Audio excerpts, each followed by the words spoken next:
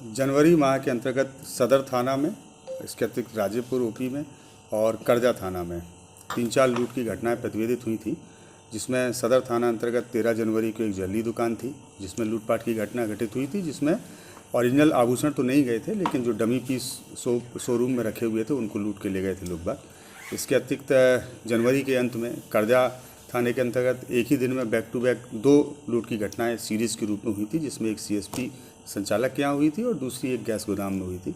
इसके अतिरिक्त एक घटना राजेपुर में भी हुई थी, जिनमें लूटपाट की घटना घटित की गई थी। इन चारों ही घटनाओं को देखते हुए एक एसआईटी गठित की गई थी, जिसमें नगर पुलिस अधीक्षक और एसडीपीओ सरैया कुमार चंदन दोनों लोग काम कर रहे थे, और जो हम लोग की डीआईयू की टीम है और जिन थानों में ये घटनाएं घटित हुई थी वहाँ के संबंधित थाना अध्यक्ष। इस टीम को कल देर शाम को एक सूचना प्राप्त हुई थी कि पारू थाना के अंतर्गत एक स्थान है जहां पर कुछ अपराधकर्मी आए हुए हैं और पुनः एक घटना को अंजाम देने के लिए अपनी योजना बना रहे हैं। इस इनपुट के आधार पर वहां पर रेड किया गया।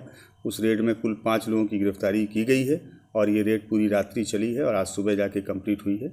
इसमें जो 5 लोग गिरफ्तार किए गए हैं उनके पास से काफ़ी लूटे गए सामान बरामद किए गए हैं, जिसमें सदर थाना के अंतर्गत जो ज्वेलरी की दुकान में लूटपाट घटित हुई थी उसमें जो नकली आभूषण लूटे गए थे वो भी जब्त किए गए हैं।